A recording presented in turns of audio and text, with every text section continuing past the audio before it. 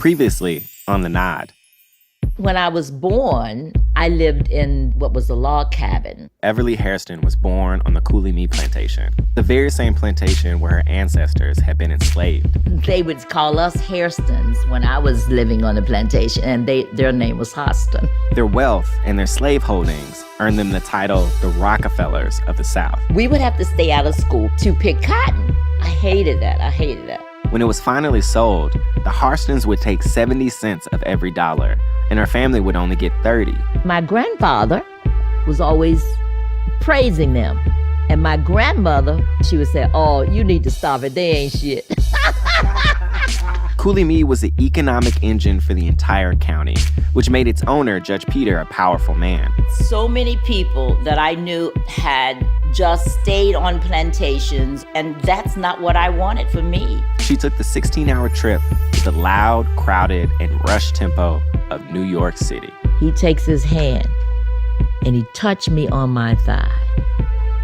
And he said to me, "On your days off, you'll be with me." Oh my gosh, how am I gonna get out of this? Several years later, she went completely blind. So I went back to college. I had to fight all the way. Scores of Hairstons started coming together for a family reunion. And Judge Peter was there. As far as any Hairston was concerned, the Harston family had been good to them. And you could have heard a pin drop. Until one day, Everly, who never stopped fighting, picked a new fight. It was like, I don't believe she did that. But I had said it.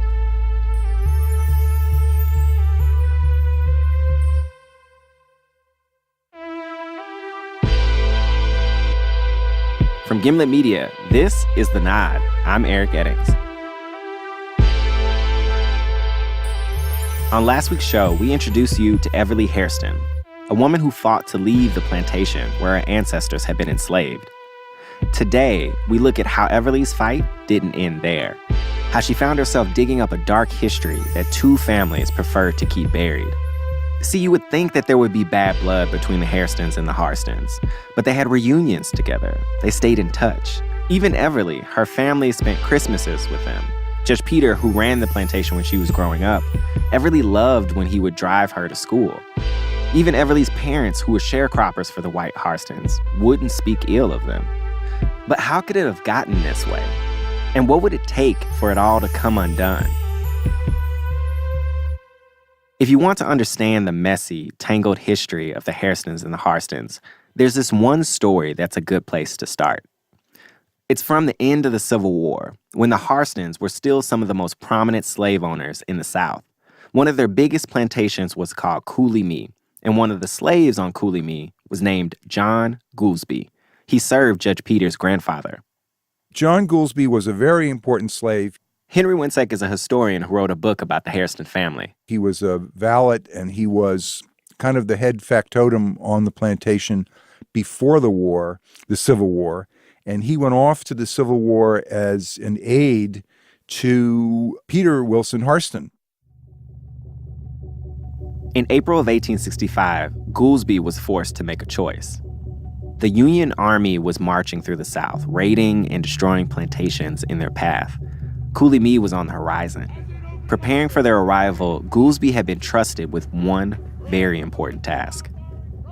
As the Yankee column was approaching Cooley, he loaded up all of the white family silver and hid it in a wagon and drove north to another one of their farms.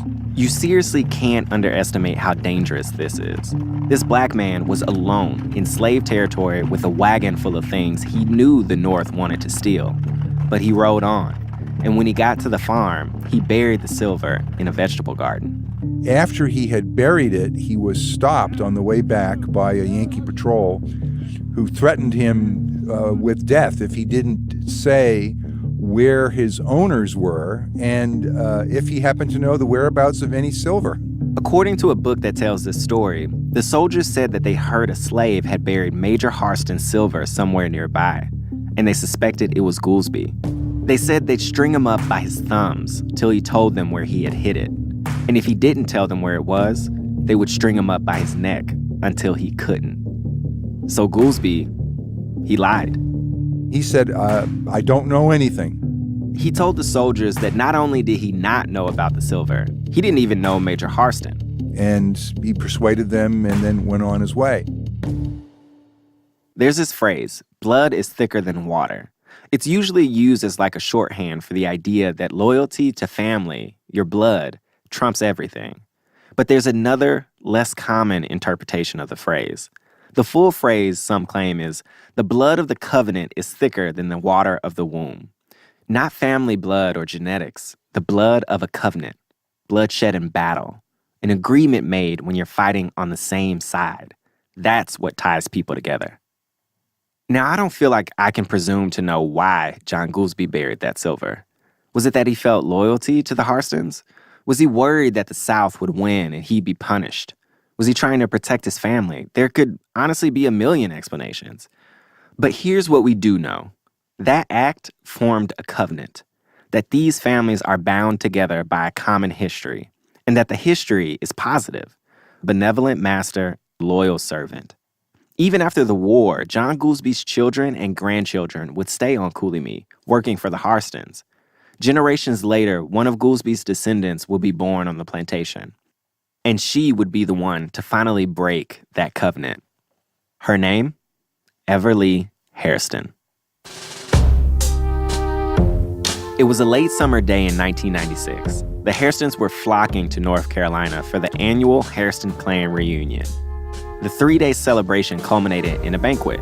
More than 500 Black Hairstons dressed up in their Sunday best and filed into a massive ballroom.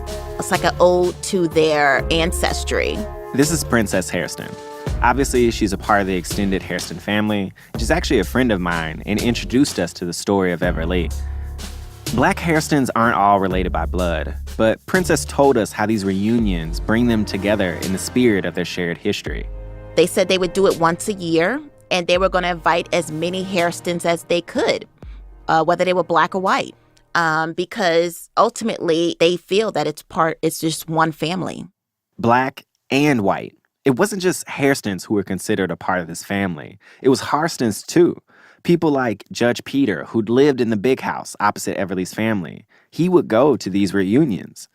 Now, when Black people have reunions, we're there to celebrate the fact that we're together. Slavery tore apart our families and erased our histories. So, coming together, it feels like a triumph. So I can't lie, this seemed crazy to me. How could you sit in the same room celebrating with the family that once owned your ancestors? Well, there's one pretty big reason. It's this thing that Judge Peter did that a lot of the Hairstons were grateful for. Here's Henry. He wrote a book about the plantation, and the first part of it was his family's history and a little bit of the history of the slaves. But much of the book was taken up with a list of all of the slaves that his grandfather had owned, which Judge Peter very laboriously compiled from 20 or 25 different lists. These records date back to the 1800s. Using all this information, the judge built a giant index. And he not only identifies who they are and approximately what year they were born, he identified what fields they worked in different times of their lives. Did they marry? Did they have children? This is Diana Roman. She's a white descendant of the Harston family. She's been helping digitize the records Judge Peter compiled. What Judge Peter has done is mind-blowing. He's had to literally manually transcribe thousands of people. It had to have taken him his entire life. It is so overwhelming when you sit down and you start to look through these ledgers because they're so massive. It was extremely emotional for me. And I'm going to get choked up talking about it now.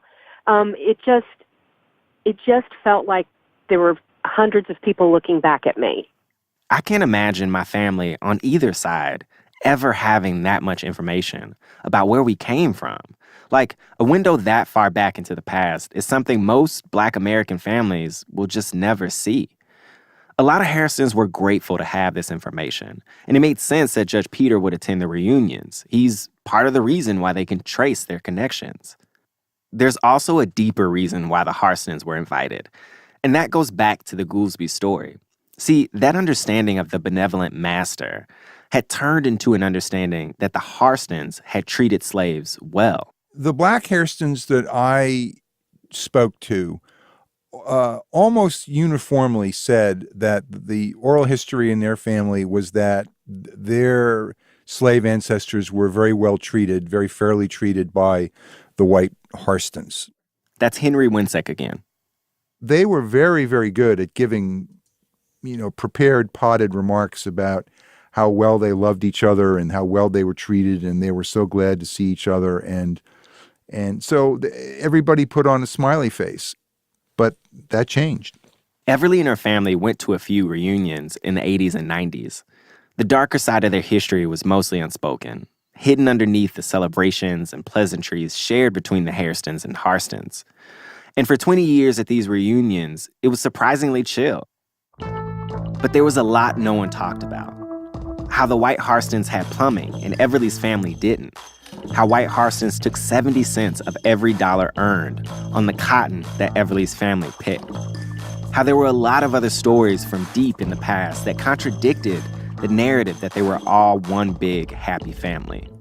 All of this went unsaid until one year, Everly Hairston would utter two words that would drag what everyone thought was history into the present.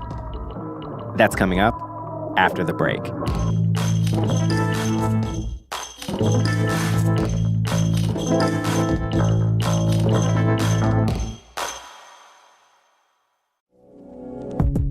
This episode of The Nod is brought to you by Burrow. Burrow makes luxury couches for real life. And recently, Burrow sent me a couch. It came in 4 boxes, and I gotta say, it was pretty easy to assemble. I know. I mean, I have one. I do. I had one first. Okay, it's competition. With you, it always is. Burrow couches are modular, meaning you can customize the size of your couch to fit your lifestyle. And you can also customize things like color and armrests. Wait, so what does your couch look like? Like, what did you get? So I got 3-seater. And then I wanted something kind of bright, so I got the gray, the light gray. So basically what you're telling me is that you picked out a couch that is exactly like the one that I have. We have mostly the same couch, but you got the low arms, and I got the high arms. And I didn't consider, now mind you, the couch looks great. But I came over to your apartment recently. Yeah, my domicile. And I happened to lay my head down on the low arm side. Nice, right? And I realized, damn, I wanted the low arms. Even when it comes to customizing a couch, I literally always win. You know what? Never mind. I love the high arms. Hurry and get your own unique Burrow couch today. And to get $50 off your order, use promo code THENOD at burrow.com. That's BURROW.com. Offer code THENOD. At a Hairston clan reunion in 1996, Everly was a guest of honor. And that night, she'd be giving the keynote address at the celebratory banquet. She was seated at the same table as the judge and his family. At the time, Everly was giving speeches pretty often about her life. And so she got up and started to give the same speech that she'd given many times before. I was talking about how I had succeeded in life, some of the things that I had done. So I told that story about how we were up in the fields, 10 or 15 yards down that cotton row. I saw a brown snake. So I yelled to my brother, "It's a copperhead!"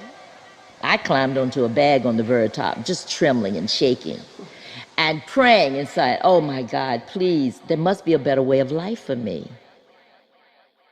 But instead of just saying what I said when I was up in the fields, she turned to the judge and said, I thought that there had to be a better way of life for me, Mr. Peter. And you could have heard a pin drop. It was a shocking moment for a number of reasons. One was, a black person just didn't speak to a white person in public that way, or even in private. It was like, I don't believe she did that.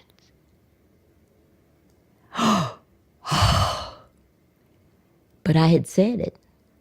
To be clear, the "it" was very slight. Like, a casual observer might have missed it.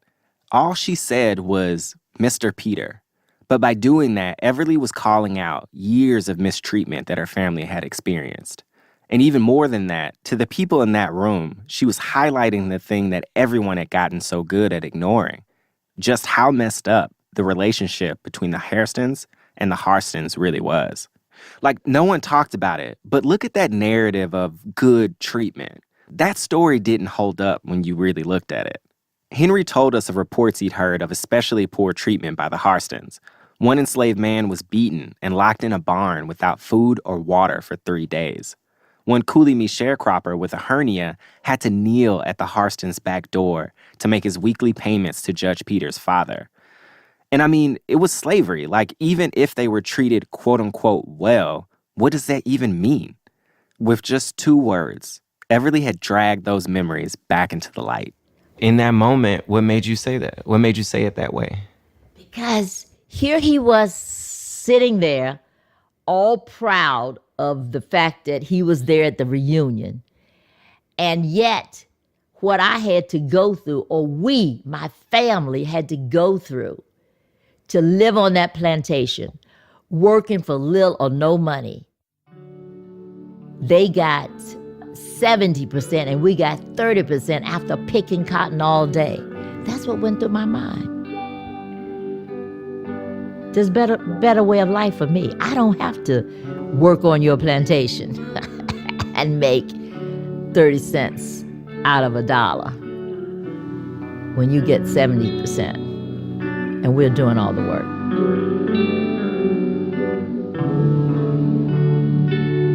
I had broken through years and years of quietness, of silence, people not talking about what it was like to be on the plantation. And just by merely saying, there had to be a better life for me, Mr. Peter, that broke it. And what was Peter's reaction? Like, how did he respond? He turned completely red. And he got up, he and his wife, and they left. Judge Peter and his family left before the banquet was even over. But lots of other Hairstons came up to Everly after her speech to congratulate her. Oh, a lot of people were hugging me and thanking me. What a beautiful speech. No one mentioned the fact that I had said, there must be a better way of life for me, Mr. Peter. And I didn't realize at that moment that there were some people who didn't like it. In the weeks and months that followed, Everly started hearing from other Hairstons who felt like those 2 words had opened up an old wound that nobody wanted to talk about. The people that I cared about the most were critical. They criticized me. Princess Hairston, my friend who introduced me to Everly, has a theory about why nobody really talked about these things before. It's about survival. When the information is passed down from people who grew up in slavery to the next generation who is post-Civil War, they only tell them the good things about what happened. They never tell them the horrible things that happened. Well, I don't want this next generation to know because I don't want them to ever get upset about it. I don't want them to ever speak negatively to the white Hairstons and we lose something, or we can't find housing, or we can't find a job now, or the whole town might come against us. And so Black people harbored a lot of pain. The Hairstons actually did get money from the Hairstons, scholarship money. So maybe that's a part of the reason why people were upset with Everly. But I could see other reasons why people would be angry with her for digging this history back up. The way I look at it, the silence had gotten them to this point. You know, the idea of white descendants of slave owners coming to the Black family reunion, it's post-racial and it's exciting even. I imagine people felt like, hey, we got here, we made it. Isn't the thing to do now to just move past it all? But to Everly, moving past it wasn't enough.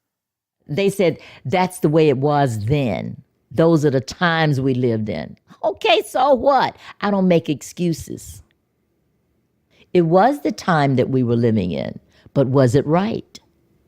And what's wrong with saying it was wrong? I lived through it, but was it right? 2 years after the reunion, Everly went back to Cooley with her in-laws to show them where she grew up. It was the first time since the big speech that Everly and Judge Peter had a private moment together. Well, when I got to the front door, he met me there because I had called ahead and said we would be there, which I always would do. And he said to me, "Come on in, young lady, because I have something to say to you." So I didn't like that tone. I'm thinking, oh, what is this all about? So he kind of escorted me into the living room. So I walked in with him. He said, "Everly, I treated William and Charming quite well." William and Charming were Everly's grandparents. I said, "I disagree." Now, nobody would disagree with Peter. I said, "I disagree." When you hope for what they could have and should have given your family, like, what does that look like? Do you think they should have given some of the land? A house that had running water and a bathroom. Decency. I said, they worked for you all of their life. All of their life. What do they have to show for it? Nothing. They don't have anything. Because they gave you their complete life. No pension, no money in the bank, nothing. I disagree with you. And so he said to me, they couldn't do any better. Boy, did that hurt. I said to him, perhaps they couldn't, but you made them think that they couldn't do any better. In 2007, Judge Peter passed away. He was 93. His son sold the plantation in 2015. When Brittany and I went to visit Everly this summer, she was living with her family, her son, his wife, and 3 grandkids. Together, they share a custom-built home overlooking the Hollywood Hills. Everyone has their own room. In that beautiful house, there's a window frame hanging on the wall. It's from the cabin where Everly grew up on the Cooley plantation. Her son ripped it out for her and hung it up in their new home. It hangs next to a picture of the original cabin. It's a reminder of how far they've come. Judge Peter said that Everly's family couldn't do any better than the life that he and the White Hairstons provided them. But Everly is living proof that what the judge said simply isn't true.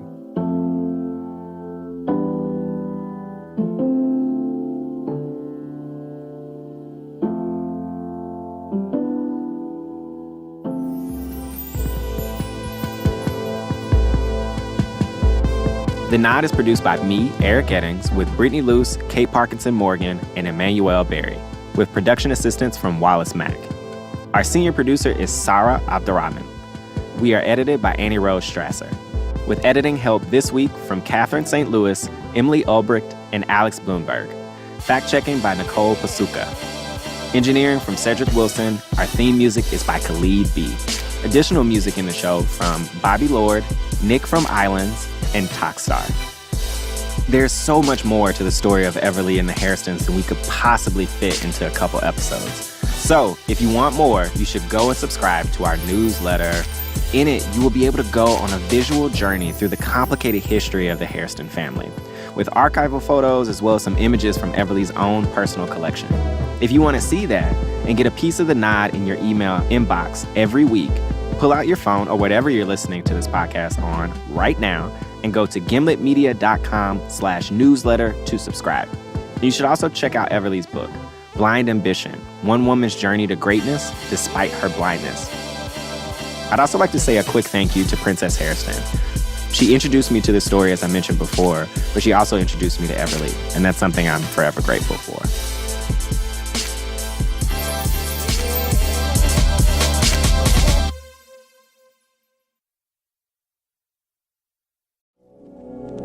Thanks to our sponsor, Burrow. Burrow makes luxury couches for real life. Hurry and get your own unique Burrow couch today. And to get $50 off your order, use promo code THENOD at burrow.com. That's BURROW.com. Offer code THENOD.